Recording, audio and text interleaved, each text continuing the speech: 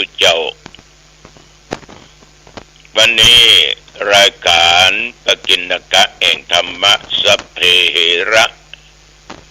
ก็ได้มาพบปะกับญาติกับโยมท่านผู้ฟังทั้งหลายอีกเช่นเคยก็เป็นประจำนะโยมนะเป็นประจำทุกวันในเวลาเดียวกันนี้และก็ทางสถานีวิทยุแห่งนี้อาตมาตุเจ้าวัดหนองตองหางดงจังหวัดเชียงใหม่มาพบมาปะกับญาติกับโยมโยมได้แจ้งมาบอกว่าอยู่ที่อำเภอสันกำแพงเสียงบ่ค่อยดีดังคดขัดบางดีดังมาดีก็ก้อยฟังเกือบจะบ่ฮู้เรื่องระยะหลังมานี้เมื่อก่อนนั้นเสียงฟังดีชัดแจ๋วชัดเจนแต่เดี๋ยวนี้รู้สึกว่าคุกคักขอบใจมากที่แจ้งมาฝากไปถึงเจ้าหน้าที่ก็แล้วกันนะคงจะเกี่ยวกับเครื่องส่งก็ดียังก็ตามอาจจะมีบางสิ่งบางอย่างที่ติดขัดท่านทั้งหลายรายการนี้เป็นรายการออกสดเป็นรายการสดตัวเจ้าตื่นมาตั้งแต่ตี 4ไหว้พระสวดมนต์ถึงเวลาก็นำศรัทธาไหว้พระดังที่จะได้ไหว้ต่อไปและถึงเวลาก็ถ่ายทอดเสียงแห่งธรรมะคือแก่ญาติแก่โยมได้รับฟังกันบางวันก็อาจจะแต่เป็นเสียงของตุเจ้าเนาะเป็นวัดเป็นไอเป็นนั่นเป็นนี่ เสียงก็เลยฟังบ่ม่วนนะจ๊ะของอภัยตัวเนอะเบื้องต้นเอามาไหว้พระรัตนตรัยเนาะแล้วก็สวดมนต์เพื่อถวายเป็นพระพรชัยมงคลแด่สมเด็จพระเจ้าลูกเธอเจ้าฟ้าพัชรกิติยาภาหรือพระองค์พาระยะนี้พระองค์ท่านทรงอาการประประชวรอยู่ขอให้พระองค์ได้หายจากอาการประประชวรความเจ็บไข้ได้ป่วยนั้นขอให้หายกลับกายมาเป็นปกติดังเก่าดังเดิมคือเป็นลมโพลมใจแก่ประสบนิกรทุกหมู่เราขอพระองค์นั้นทรงมีพระชนมายุได้120 พระพรรษายิ่งขึ้นไปต่อไปนี้เจริญพรญาติโยมทุกคนตั้งใจกล่าวคำไหว้พระรัตนตรัยว่าพร้อมกันไปเนอะอะระหังสัมมาสัมพุทโธภควาพระผู้มีพระภาคเจ้าเป็นพระอรหันต์ดับเพลิงกิเลสเพลิงทุกข์สิ้นเชิงตรัสรู้ชอบได้โดยพระองค์เองพุทธังภควันตังอภิวาเทมิข้าพเจ้าอภิวาทพระผู้มีพระภาคเจ้าผู้รู้ผู้ตื่นผู้เบิกบานกราบพระพุทธสวากขาโตภควตาธัมโมพระธรรมเป็นธรรมที่พระผู้มีพระภาคเจ้าตรัสไว้ดีแล้วธัมมังนัมสสามิข้าพเจ้าน้อมพระนมัสการพระธรรมกราบพระธรรมส สุปฏิปันโนภควโตสาวกสังโฆพระสงฆ์สาวกของพระผู้มีพระภาคเจ้าปฏิบัติดีแล้วสังฆังนัมมามิข้าพเจ้านอบน้อมพระสงฆ์กราบพระสงฆ์นะโมตัสสะภะคะวะโตขอนอบน้อมแด่พระผู้มีพระภาคเจ้าพระองค์นั้นอะระหะโตซึ่งเป็นผู้ไกลจากกิเลสสัมมาสัมพุทธัสสะตรัสรู้ชอบได้โดยพระองค์เองนะโมตัสสะภะคะวะโตขอนอบน้อมแด่พระผู้มีพระภาคเจ้าพระองค์นั้นอะระหะโตซึ่งเป็นผู้ไกลจากกิเลสสัมมาสัมพุทธัสสะตรัสรู้ชอบได้โดยพระองค์เองนะโมตัสสะภะคะวะโตขอนอบน้อมแด่พระผู้มีพระภาคเจ้าพระองค์นั้นอะระหะโตซึ่งเป็นผู้ไกลจากกิเลสสัมมาสัมพุทธัสสะตรัสรู้ชอบได้โดยพระองค์เองพุทธังสรณังคัจฉามิธัมมังสรณังคัจฉามิสังฆังสรณังคัจฉามิตุติยัมปิพุทธังสรณังคัจฉามิตุติยัมปิธัมมังสรณังคัจ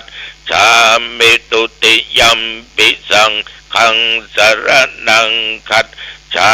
มิตติยัมปิพุทธังสรณังคัจฉามิตติยัมปิธัมมังสรณังคัจฉามิตติยัมปิสังฆังสรณังคัจฉามิยะโตอังปังเกเนอะเลยายาชาติยาชาโตนาเปชานาเมสันเจจาปานังชีวิตาวโรเปตาเตนะสัจเจนะโสติเตโหตุโสติกัปปัสสะโพชังโคสัตติสังฆาโตธัมมานังวิจัยโยตถาวิริยัมปิติปัสสัทธิโพชังกาจัตถาปะเรสัมมาตุเบกะโพชังคาสัตเตเตสัพพทัสสินามุนินาสัมมาทัคคาตาภาวิตาภาอุลิกตาสังวัตตันติอภิญญายานิพพานายะจะโพธิยาเอเตนะสัจจวัชเชนะโสติเตโหตุสัพพทาเอกัสสมิงสัมมะเยนะโทโมคัลลานัญจกัสสปังคิลาเนตุกิเตติสวาโพชังเกสัตตเตสัญญิ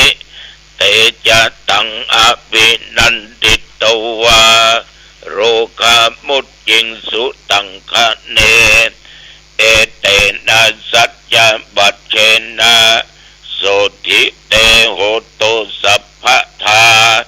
เอกทาธัมมราชาปิเกลัญเยนะปิปิริโตจุนตเตเรนะตัญเยวะพันนาเปตวานะสาตรังสัมโมทิตวาจะอาปัฏฐาตัมมาวุธาสิทานะโสเอเตนะสัจจวัชเชนะโส โสติเตโหตุสัพพทาปะหินาเตจะอาปาทาตินนันนัมปิมะเยสินังมัคคหัตตะกิเลสาวะปัตตานุปัตติธัมมะตังเอเตนะสัจจวัชเชนะโสติเตโอตุสัพพทา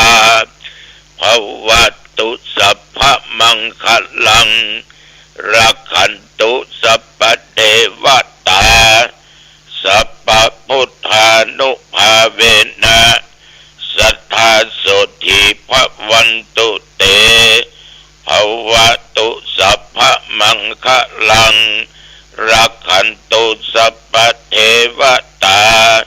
สัพพธรรมานุภาเวนะสัทธาโสติภวันตุเต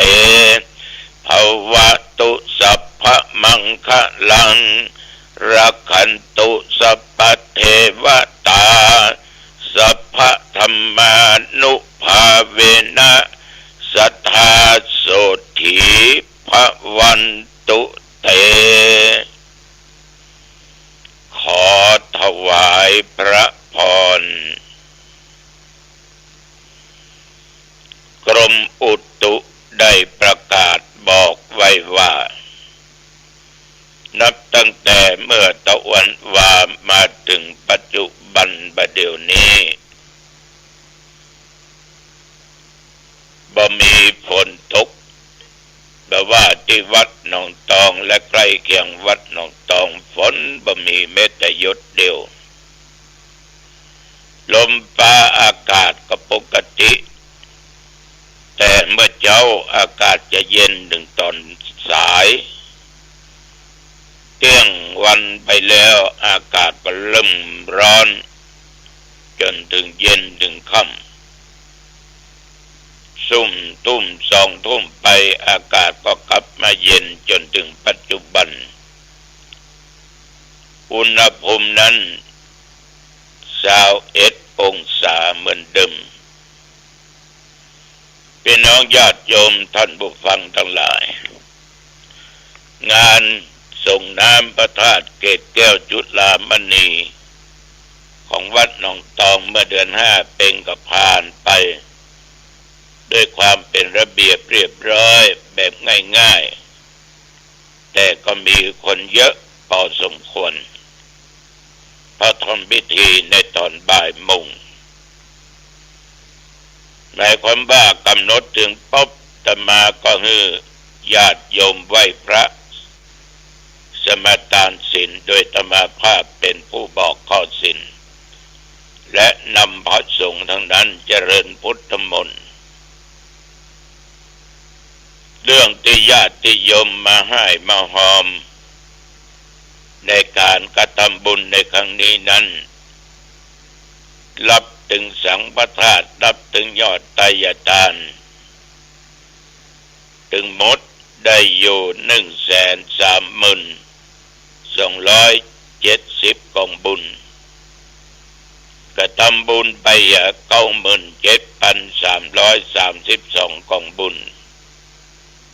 คงเหลือเงินไว้เป็นค่าน้ำค่าไฟค่าใช้จ่ายไปในวัดไปกินไปทาน 32,938 กองบุญนี่จึงแจ้งญาติโยมท่านที่เคยได้ให้ได้อ้อมรับทราบเพื่อได้อนุโมทนาร่วมกันท่านทั้งหลายแต่ว่านี่กินข้าวง่ายเรียบร้อยก็ไปเจริญพุทธมนต์อบรมสมโภชอาคารสิ่งก่อสร้างณที่วัดหนองบัวก็เป็นวัดเจ้าคณะตำบลหนองตองเขต2ก็มีงานโปรยหลวงวันนี้เป็นวันสุดท้ายนิมนต์ตุเจ้าอยู่10 กว่ารูป10 กว่าตนส่วนมากก็เป็นนอกเขตตำบลเพราะตำบลไปก่อนแล้ว หลังจากเจริญพุทธมนต์จบอุจารโอกาสเป็นทานถวายปัจจัยวัตถุไตยทาน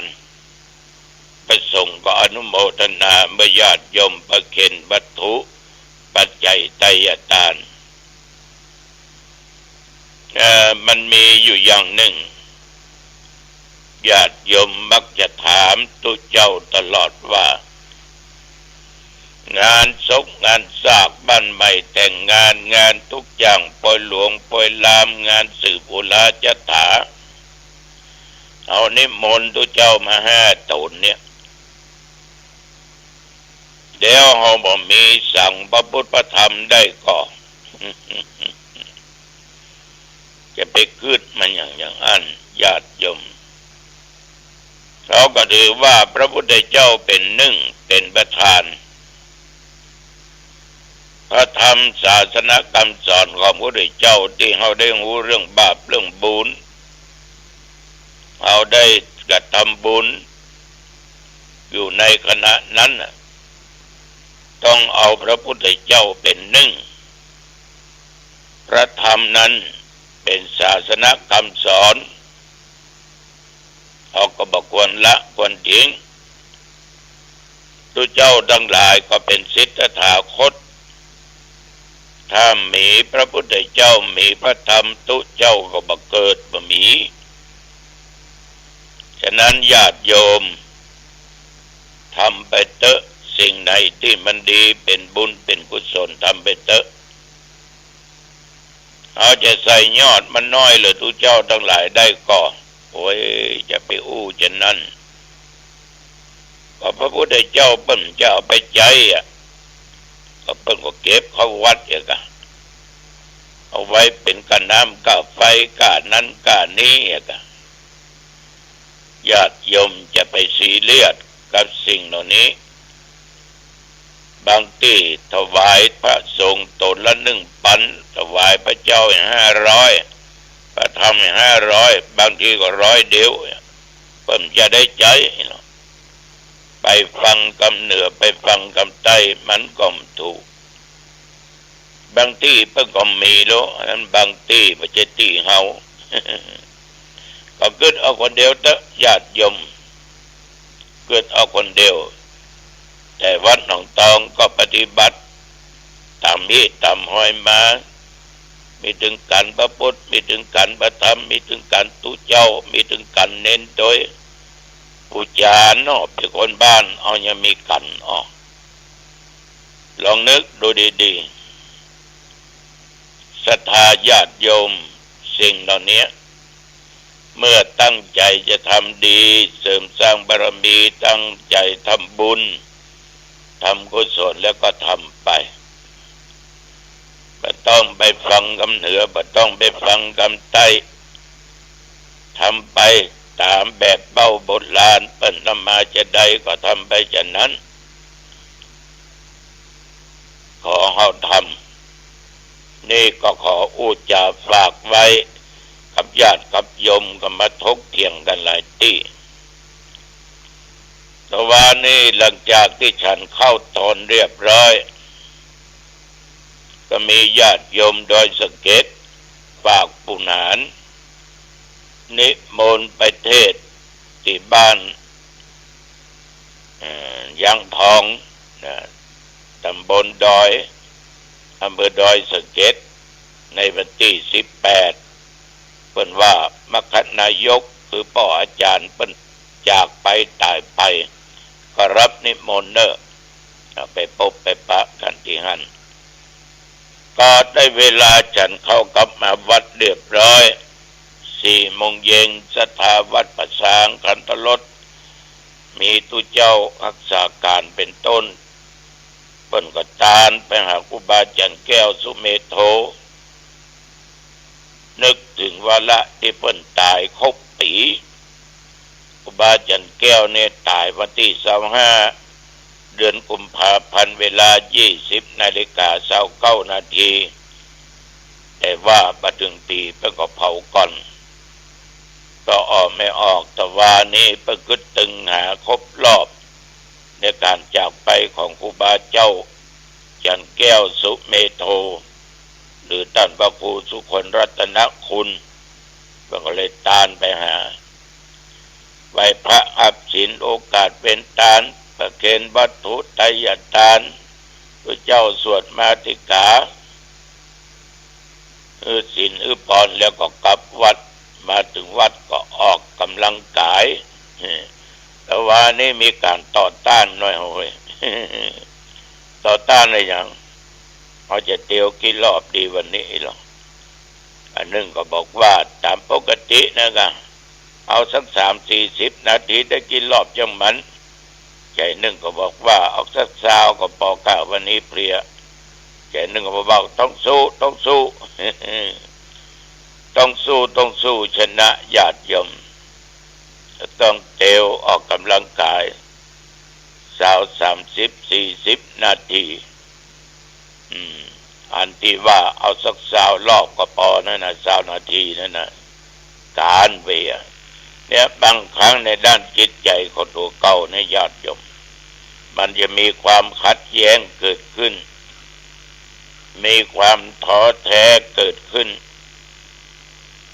เพราะบางครั้งร่างกายนั้นมันจะทำให้การแต่ตว่าตุเจ้าวันอ่องตองบอกว่าสู้อันนั้นเอาสัก20 นาทีสู้ต้อง30-40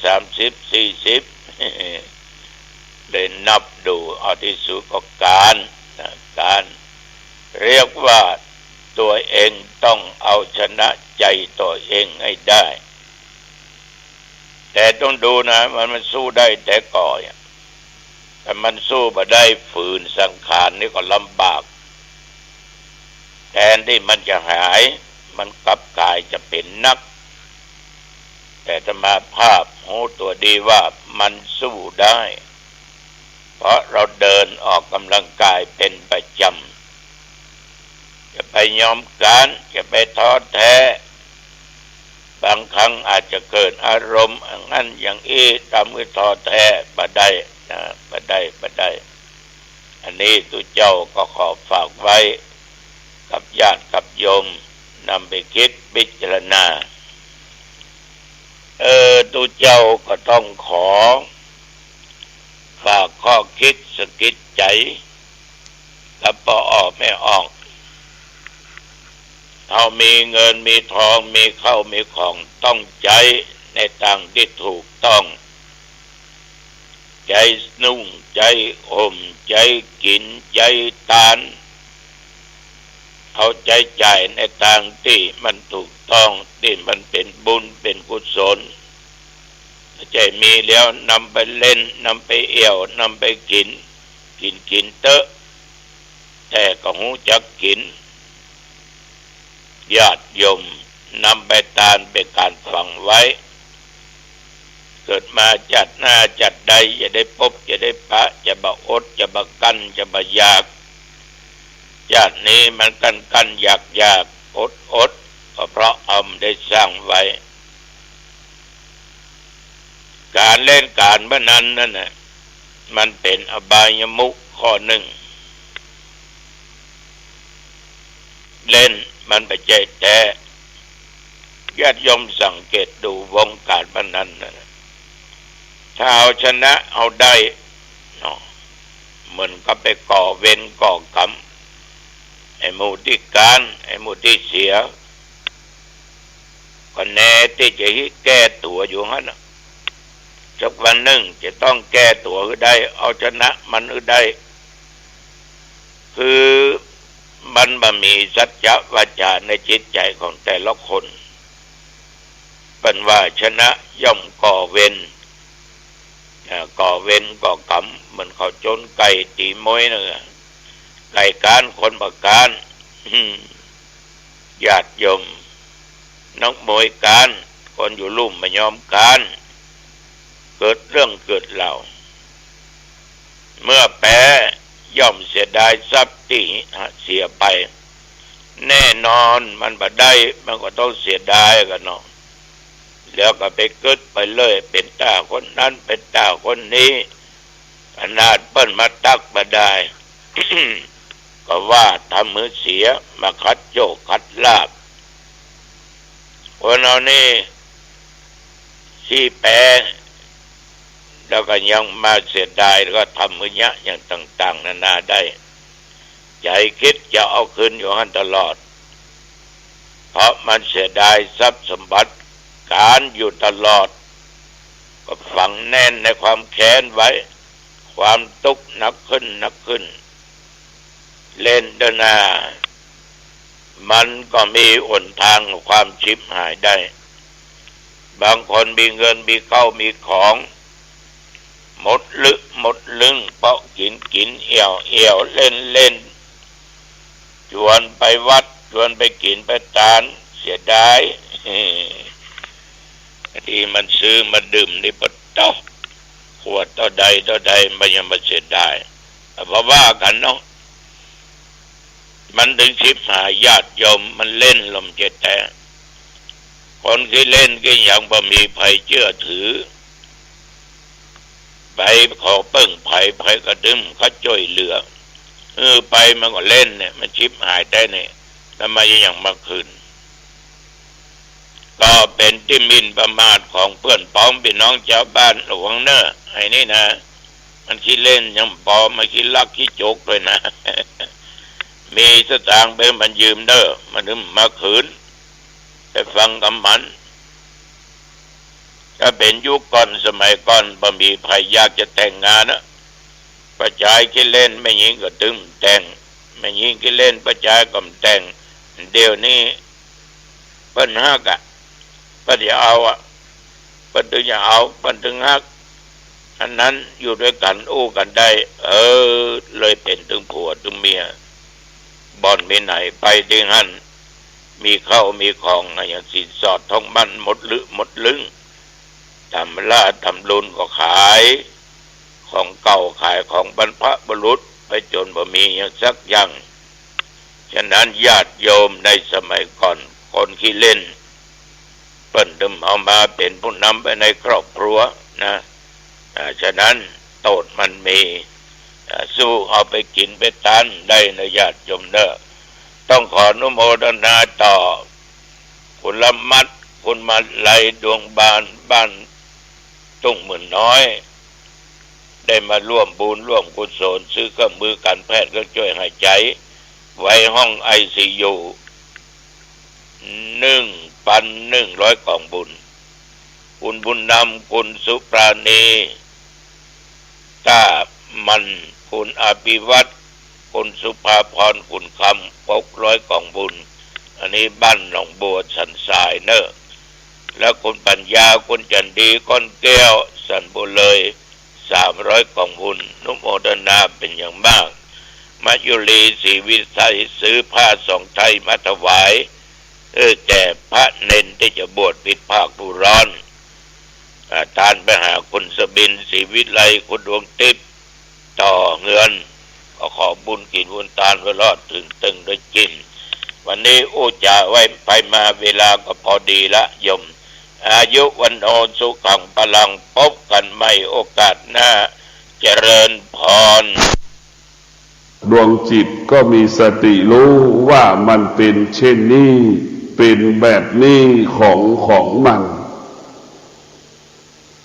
ปัญญาจะให้เรารู้กับสิ่งที่มันเป็นธรรมชาติปัญญามันรู้ว่าธรรมชาติเป็นศัตรูของธรรมะธรรมชาติมันว่าด้วยเรื่องกิเลสทั้งสิ้น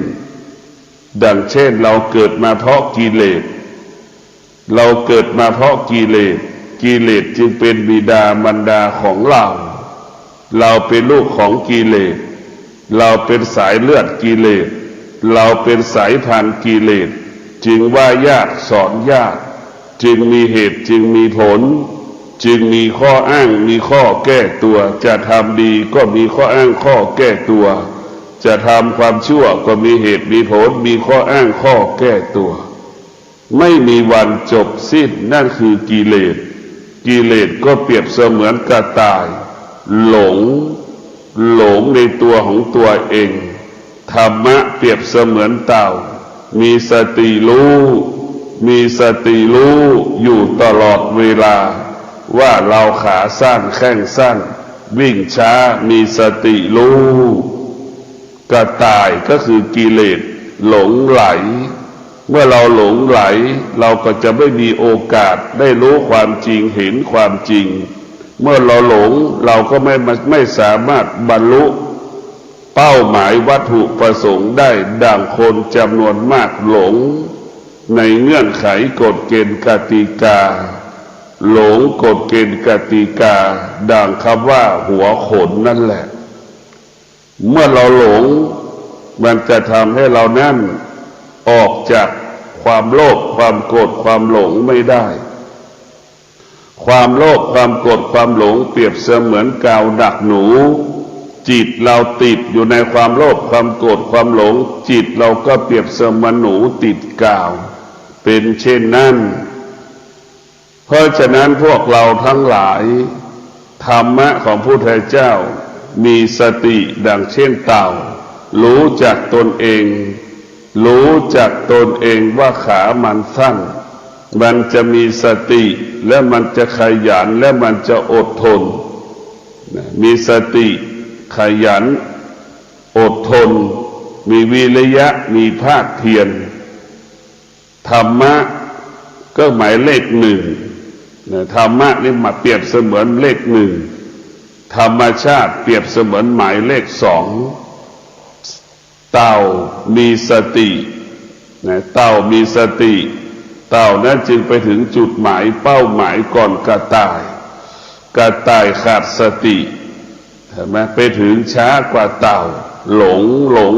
งสิ่งที่น่าหลงที่น่ากลัวไม่บรรลุเป้าหมายไม่ถึงจุดหมายเพราะเราหลง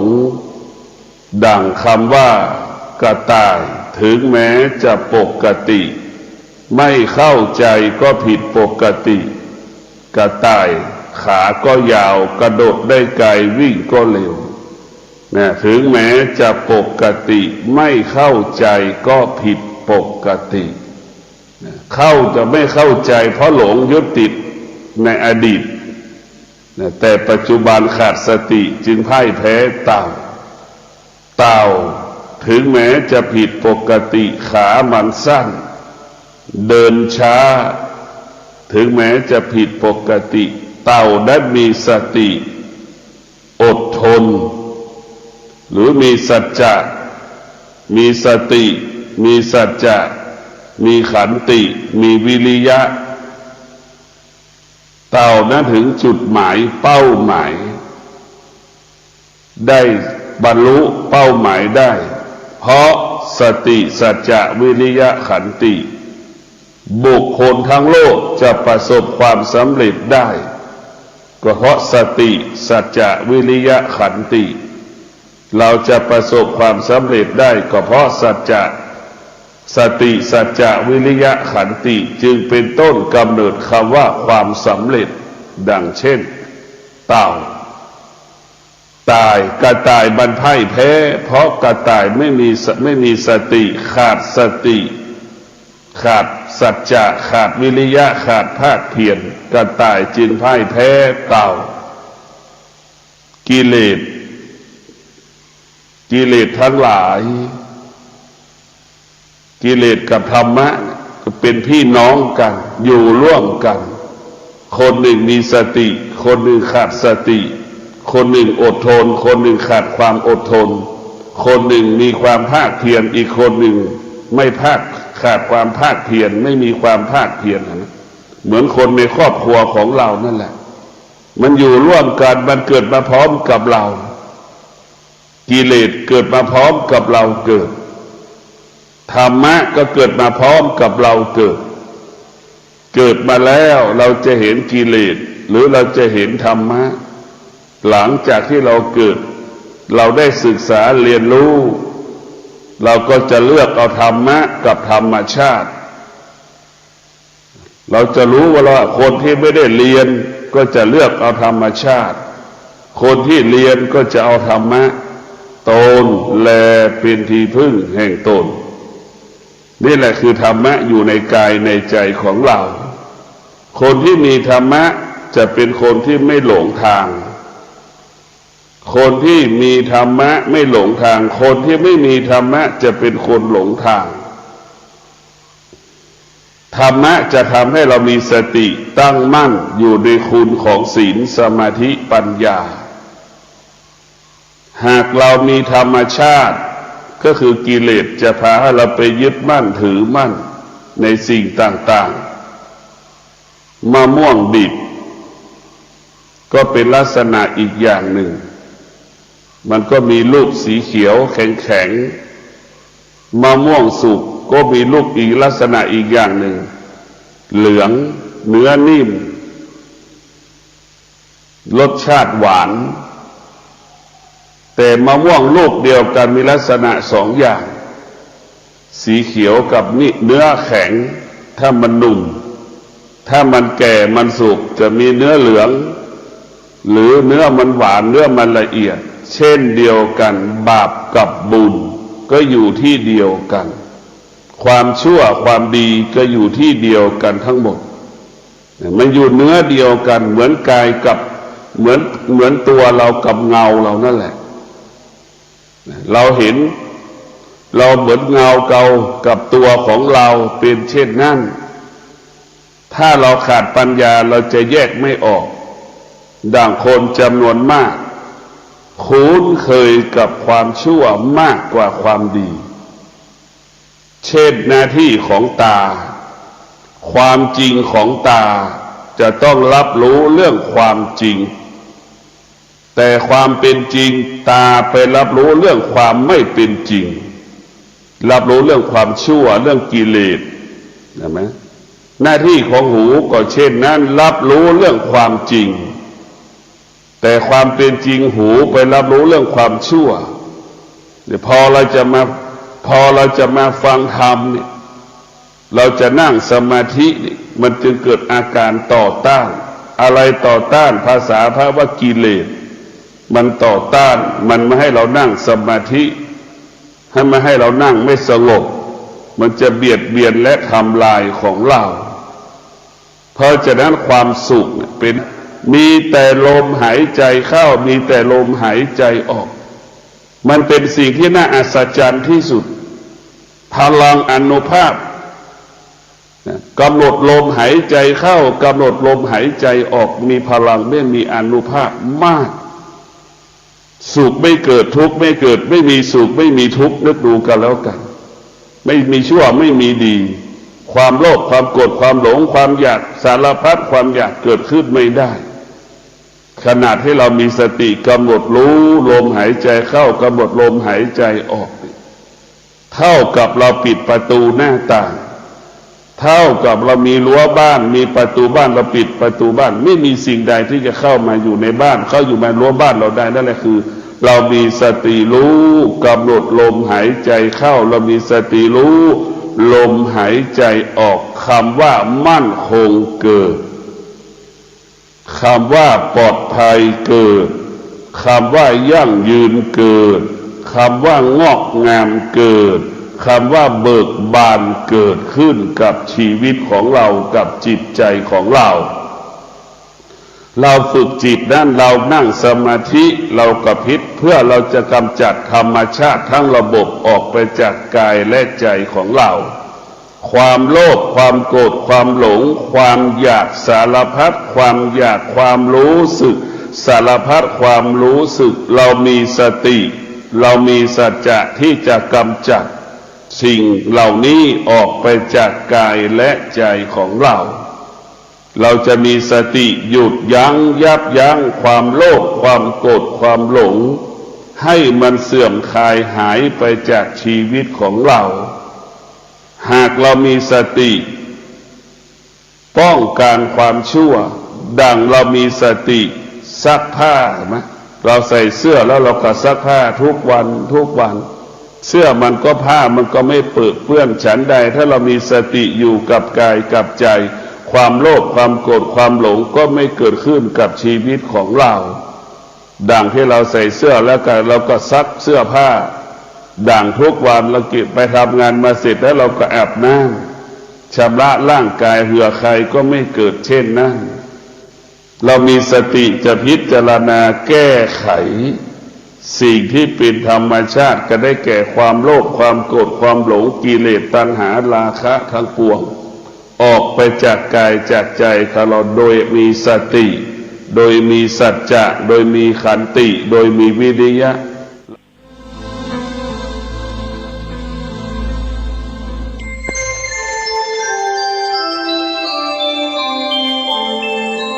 ขณะนี้ท่านกำลังฟังสถานีวิทยุกระจายเสียง FM 104.5 เมกะเฮิรตซ์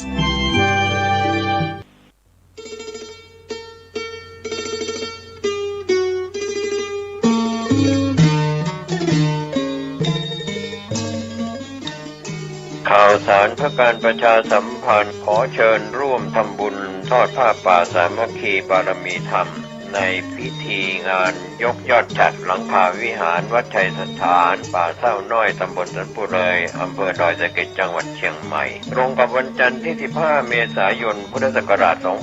2567 ช่วงเช้า 9:30 นาทีวิหารวัดชัยสถานป่าเศร้าน้อยหลังจากคณะสงฆ์คณะศิษย์คณะศรัทธาของวัดชัยสถานป่าเศร้าน้อยภายในภายนอกร่วมกันบูรณะในช่วงที่ผ่านมาจึงมีกำหนดที่จะได้ยกยอดฉัตรหลังคาวิหารจันทร์ที่15 เมษายนพุทธศักราช 2567 ช่วงเช้า 9:30 นาทีเป็นต้นไปท่านที่จะสอบถามรายละเอียดและร่วมทำบุญติดต่อได้ที่พระครูประภัชชัยคุณเจ้าอาวาสวัดชัยสถานป่าเศร้าน้อยเจ้าคณะตำบลสันปุเรยเขต 2 อำเภอดอยสะเก็ดจังหวัดเชียงใหม่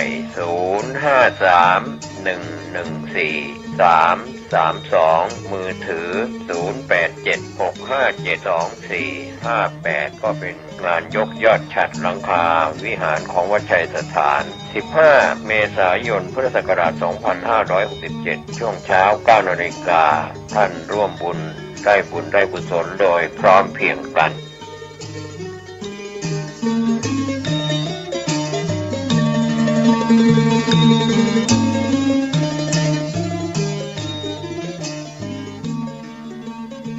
เนื่องในโอกาสมหามงคลเฉลิมพระชนมพรรษา 6 รอบ 28 กรกฎาคม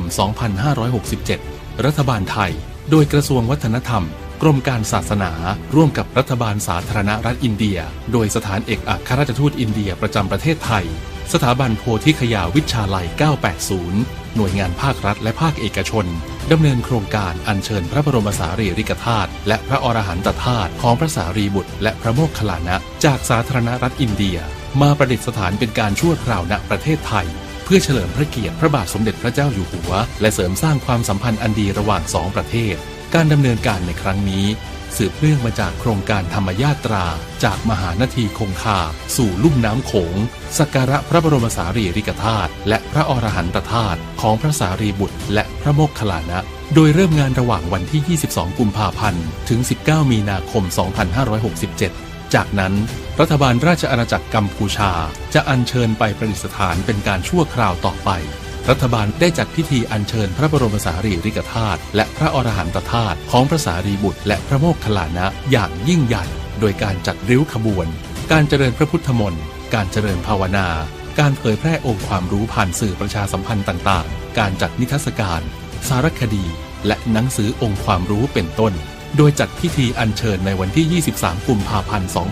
2567 ณ มณฑลพิธีท้องสนามหลวงจากนั้นอัญเชิญไปยังจังหวัดเชียงใหม่อุบลราชธานีและกระบี่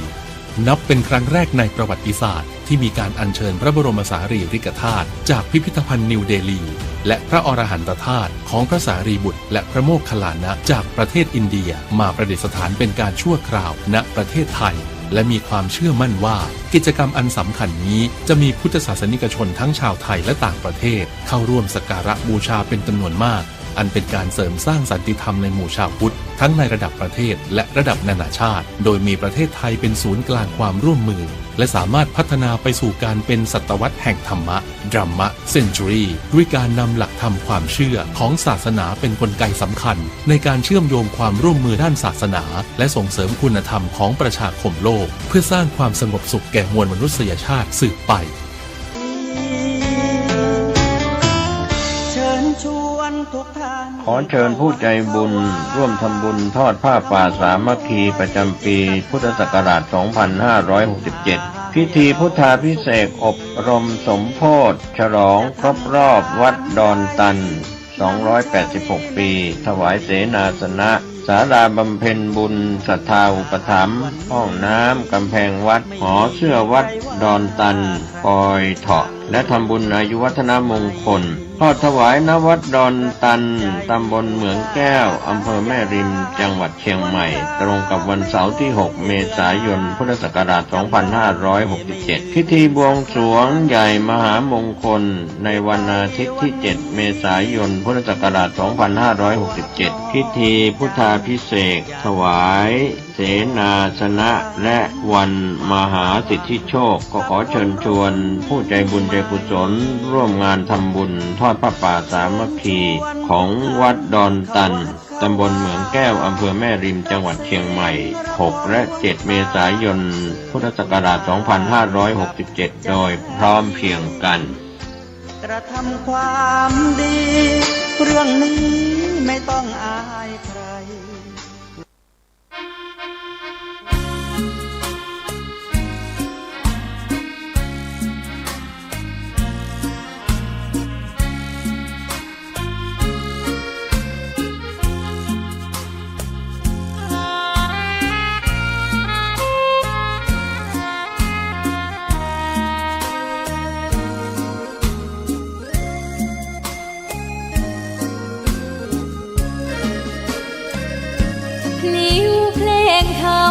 ถูกถ้อยคำเข้าถึงจิตใจฟังรายการวิทยุเสียงใสส่งถึงใจไปสู่ปลายนาสารธรรมน้อมนำมองพระศาสดาบอกผู้คนทั่วลาหันมาเข้าวัดฟังธรรมคลื่นเสียงนี้เป็นคลื่นธรรมะจากใจส่งถึงบ้านไกลบ้านไกลฟังได้สุขใจล้ำยามดึกดื่นค่ำคืนมีงานต้องทำเป็นคลื่นสารธรรมเน้นย้ำธรรมะเพื่อนใจเสียงคลื่นธรรมบอกหลักธรรมให้คลายความเหงาฟังเสียงธรรมะเบาเบาบอกเล่าถึงคนบ้านไกลสื่อธรรมะบอกลดละละวางด้วยใจสื่อไปถึงสวงใน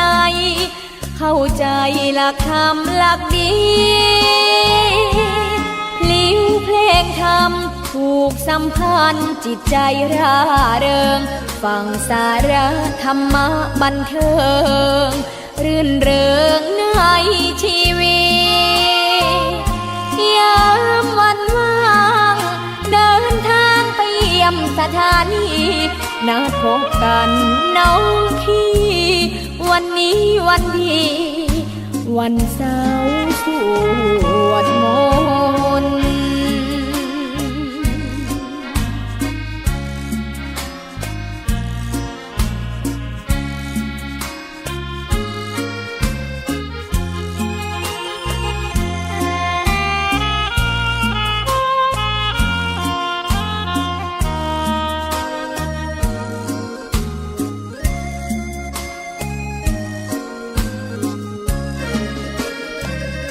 เสียงคลื่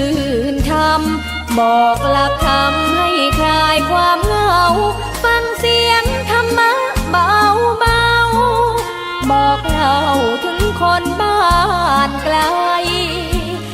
สื่อธรรมะบอกลดละละวางด้วยใจสื่อไปถึงสวงในเข้าใจหลักธรรมหลักดีลิ้วเพลงธรรมผูกสัมพันธ์จิตใจร่าเริงฟังสาระธรรมะบันเทิงรื่นเริงในชีวิตยามวันว่าง นัดพบกันน้องพี่วันนี้วันดีวันเสาร์สวดมนต์